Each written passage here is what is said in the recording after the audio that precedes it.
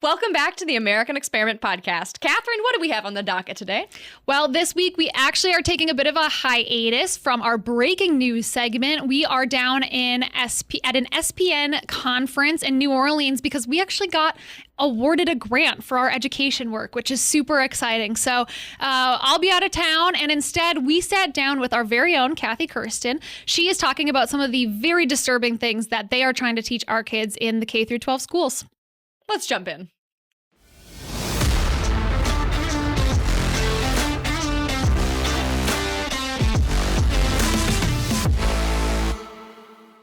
We are joined in studio today by Katherine Kersten, our Senior Education Policy Fellow here at American Experiment. Kathy, thank you so much for coming on the podcast. Always a pleasure. Today, we are breaking down the implementation of the Minnesota Department of Education's ethnic studies standards. This is a topic you have been, at the forefront of in Minnesota over the last several years. Really incredible investigative reporting. And we have finally reached the point in the process where we are getting lesson plan content based off of these standards. Correct. So let's jump right in. Now, the first question I want to ask is the group that's putting out these lesson plans, RIDGES. What does that stand for? Who are they? And they are not the Minnesota Department of Education, correct? This is a separate group. That is correct. So the Department of Education has, probably for political reasons, kind of fronted the RIDGES organization. RIDGES is a University of Minnesota center.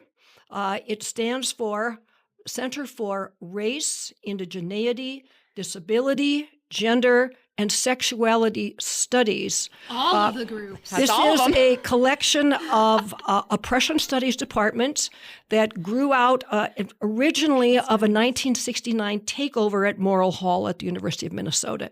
And the creation of the African American Studies program then was a kind of concession to the student activists who took it over. But this monumental empire of RIDGES has grown out of this. RIDGES has received a large grant of taxpayer funds in order to create lesson plans of this kind for our K-12 schools.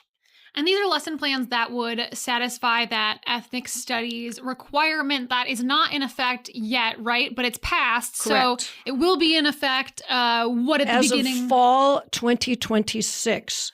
These ethnic studies standards, as part of the social studies standards, the new revised standards, they are to be implemented in our school statewide as of fall a year from now. And all the way K through 12, right? So all the way K through 12. Look at these lesson plans. We're looking at students as young as 6 and then as old as 18, right? Yes. Eventually, so far, RIDGES has produced lesson plans for grades 6 through 12.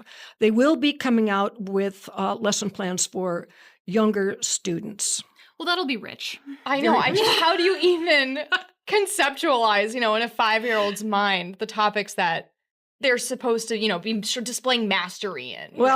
Keep in mind that the younger you get them, the better.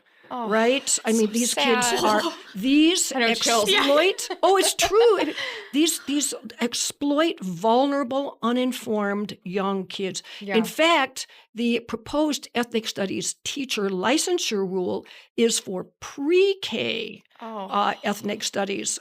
Can you even imagine that? But say in first grade, trying to remember back what our current standards, the new social studies standards say, is that first graders have to learn terms like inequality, power, whatever, and construct meaning, quote, construct meaning for those terms. Gosh. Yeah. It's interesting, 6-year-olds. Like how quickly they transition from knowledge, teaching kids what those terms are, to asking these kids to be activists. I think it's as early as 2nd or 3rd grade that they say, okay, kids, now at the end of this lesson, go and develop an action plan for how you're going to improve things in your society. It's really insidious. Yes. So you're referring, among other things, to this standard, which is a K-12 standard under ethnic studies. It's resistance. That is, resist.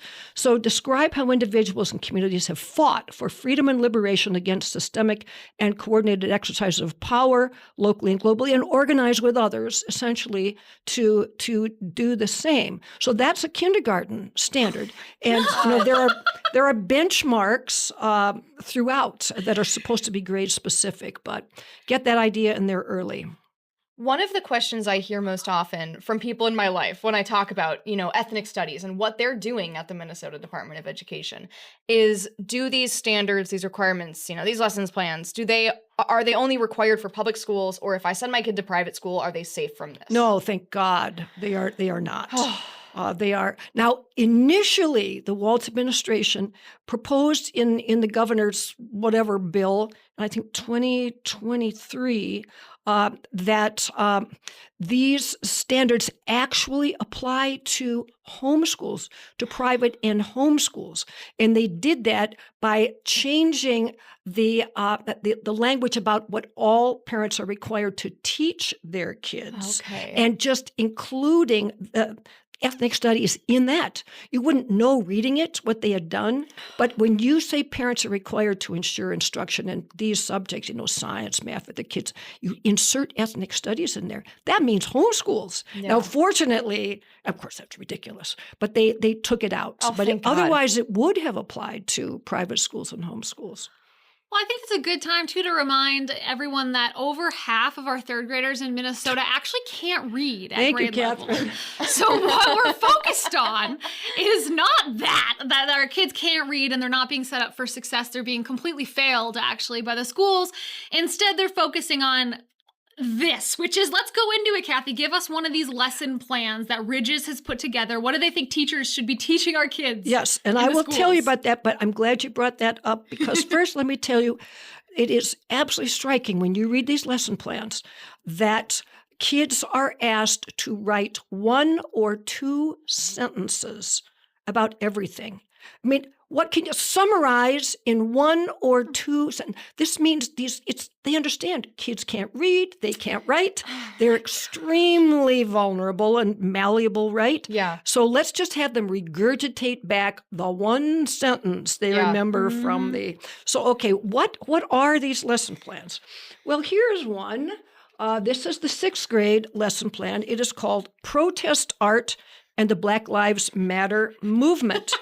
This fulfills the resistance standard for 6th grade. That is, 12-year-olds. And I was resisting at that age. Yes. Who wasn't? Weren't we all? That's true. That's true. So this gives you a sense of what lesson focus, and I'm quoting.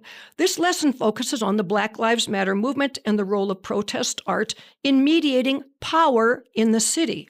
Students will learn more about the 13 guiding principles of the Black Lives Matter movement and how local artists responded to the murder of George Floyd during the 2020 uprising. Through mural art, students will then create their own protest art. So this terrible event here after the George Floyd incident that cost the city of Minneapolis, did $500 million worth of damage, is called the 2020 uprising. It's just a complete reframing of history. I mean, it really is. It is presenting one very one-sided narrative on the events of the last 5 years and saying this is how you should see it because this is how it is. Well, it glorifies the resistance aspect, which of all things, one of the things that was the worst part of that whole incident was the response was so awful, and people that were just so unlawful and made the situation so much worse by causing damage to small businesses, our city, our beautiful spaces. That was one of the horrible things about that whole time. Which neighborhood suffered the most? Yes. Yeah. And of course, Black Lives Matter, that movement has been utterly discredited, right? Raising over $90 million. The founders have essentially disappeared. We know that into their mansions. Yes, into their mansions. Hardly any of the money went to this cause, but tailored suits and big birthday parties, mansions. None of that. I mean, it's utter propaganda what these kids will be learning. So what will the textbook be? Well, along with videos of creatives after curfew, which is a BIPOC white, white allied queer movement or group that made these painted these graffiti murals, etc. all over. Gosh. You watch that, but as your text, essentially sixth graders will use what we believe the Black Lives Matter Principles activity book. An activity book. An activity and coloring book, according to the religious people. Of course. So one thing that they will do here is learn and apply to their own lives the 13 principles of the Black Lives Matter movement. And these include, and I'll just read you of a few things that our sixth graders will be studying. They will, under the unapologetically Black principle, quote, that's described as requiring dismantling of multiple systems of oppression, capitalism, patriarchy, anti-Blackness, white supremacy, and transphobia. Now, when they get to the Black villages principle, they will learn about disrupting the Western prescribed nuclear family structure. Or under the queer affirming principle, quote, freeing ourselves from the tight grip of heteronormative thinking to create a queer affirming network. And they will hear about demands such as, quote, fund counselors, not cops. There's, some real defund the police kind of stuff in here. Yeah. So, and then this other favorite, under loving engagement. Loving engagement is one of the Black Lives Matter principles. They will see arts and words by so-and-so, your friendly neighborhood anti-queer Muslim illustrator. And there's a Black Panther raised fist logo next to that. So that's sixth grade. That's sixth grade? Wait, so... But then you create your own protest art as well, of course. And teachers watch a video by something called Unicorn Riot, so that they can, quote, think big when they're teaching their kids about how they might resist. I am not making this up. It's all there. Okay. Online. Wow. And so this is... There's so much to unpack there. Yes, indeed. It is frightening to me how they weave in, because I've a lot of terms in there. They're heteronormativity, and then they just slip in, capitalism. Yeah, these kids are being raised to be anti-capitalist. We need to, deconstruct capitalism as a structure in America. And it just reminds me of that very famous Brian Lazinski quote that kind of went viral when Walz was running for vice president. Yep. And it was very damaging to his campaign, saying, this is an MD, Walz, appointed, blessed member of the Minnesota Department of Education, saying we need to deconstruct America as a country. Yeah, overthrow, quote, is the term he uses. Even worse, overthrow, yes. And this is being recommended by our state Department of Education, and no one knows it's in there. Right. I think, too, that's what this is all about. Yeah, yes. It's so insidious, this idea that the people who have come before you as a kid... Look, as a sixth grader, you're not oppressed by capitalism. Let's be real. You're oppressed by your parents for good reason. There's a reason you're being, and you hate that as a middle schooler. You're like, I'm old. I shouldn't be in this position. But you're really being taught to hate that authority. When in retrospect, every single adult looks back and says, when I was in middle school, maybe my parents should have even been harsher on me because you were not at a point where you should be, but you felt like you should. And what this is doing that is, I think, even above all, the worst is really undermining parental authority, because that is the number one thing I think we need to do is inspire parents to have authority in their own households. Absolutely. And this completely undermines that by saying that resistance is inherently some kind of great thing. Yeah, and what an easy way out for young kids who are looking for a cause. What's the purpose of life? I want a cause larger than myself. Well, you can be a civil rights activist like this, and all of a sudden you're somebody and you're doing great things. Yeah, you matter. You're actually just, being spoon-fed by activists to promote their own, extremist agenda. And you're absolutely right. At that age, you are already so prone to be anti-authority, to be against your parents, against the man, against the system, whatever. Yeah. And then you hit them with this and you say, oh, so everyone who came before me, including my parents, including my teachers, including school administration, everyone who came before me was racist, was sexist, was transphobic, was anti-indigenous, and now you have given them a reason to exactly hate and oppose anyone in your life who's in a position of, authority over you. Yeah. So dangerous. Yeah. Well, just think about youth crime. I mean, this is a way to excuse all kinds of things, hijacking cars, going into convenience stores and filling your pockets. As you say, this is your resistance. This is your principled stand against capitalism and man. And I mean, how can a society survive teaching its young people this kind of thing? That's exactly it. And it's interesting watching how MDE has now kind of tried to distance themselves, at least on the surface, from these ethnic studies standards and now these lesson plans that are coming out. They're still blessing them. I think you said they're endorsed. And they worked with these people throughout the process. They worked with Ridges. A Ridges faculty member was the only subject matter expert on the social studies drafting committee initially. Ridges faculty member was on the MDE implementation framework committee for ethnic studies. So they know very well who these people are. They've worked with them, and somebody over there shares this view. Even though they've tried to keep all this stuff concealed this whole time, you saw how we had, FOIA requests, and we wanted to get information out of the Department of Education, and we had to sue because they completely stalled us, because they've tried to keep this whole thing secret because they know that parents, no matter who you are, you might not like some of this stuff. Yeah. And teachers as well. This is maybe for another time, but the way that teachers are oppressed by the pressure for indoctrination to sign on, to look at your own white privilege. One of these things I was reading about this talks about cultural humility. Teachers have to exercise cultural humility, acknowledging that they themselves are from this oppressive background, and kind of hand it over to the unicorn riot. Yeah, right. Listen to these guys.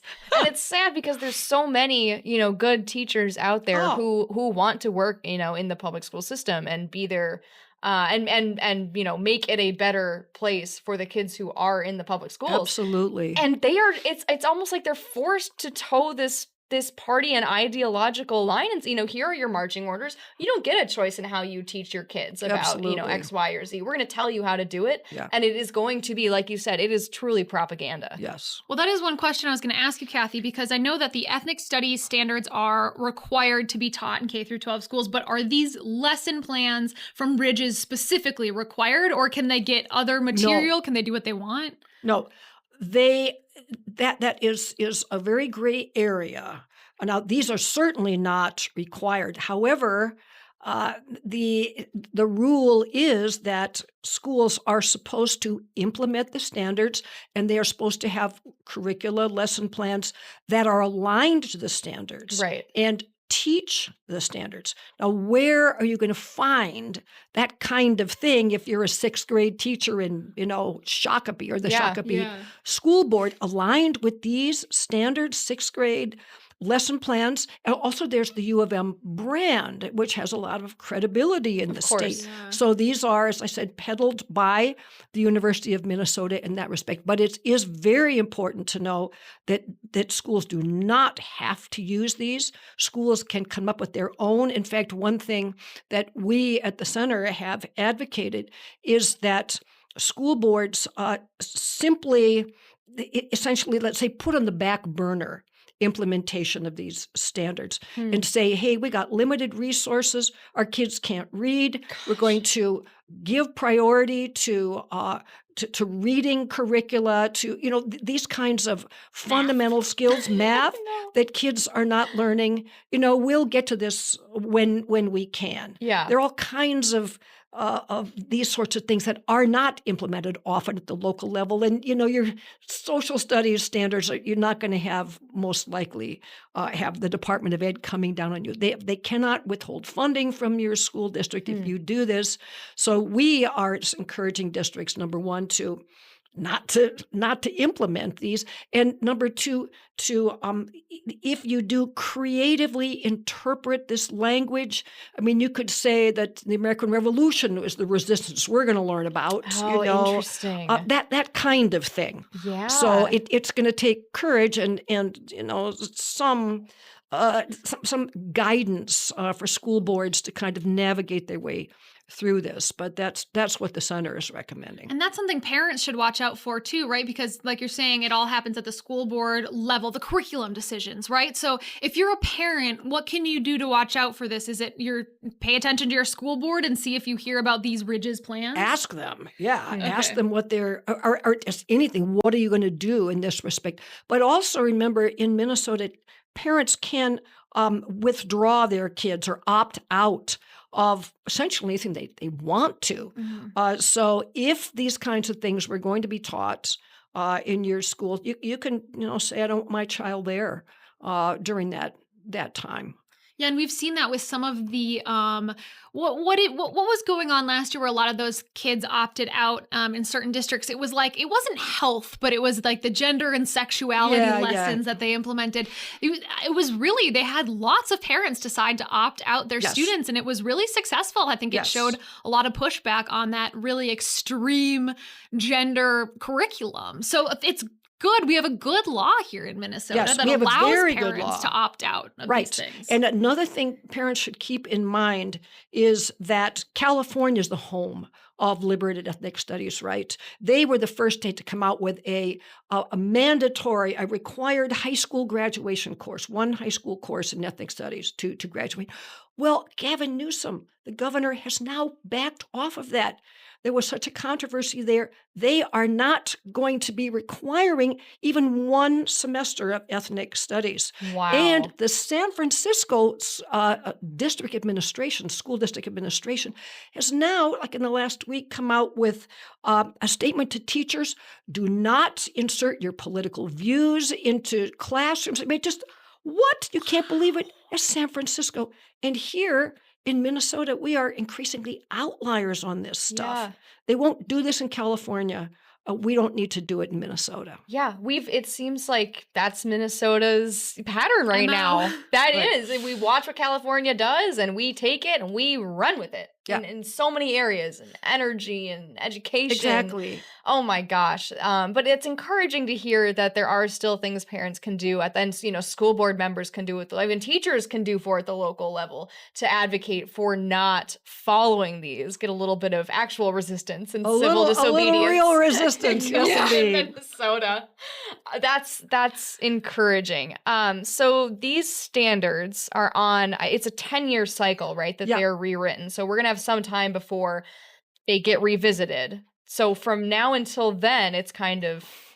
Yes, but keep in mind that in 2023, the state legislature passed a law that this ethnic studies ideology must be embedded in standards, K-12 academic standards for every required subject. Right. So math, science, health, physical education, arts, language arts, physical education. They'll teach them how to run from the cops as they're graffitiing the walls. That'd be very helpful. Segregate yourselves and then do push-ups.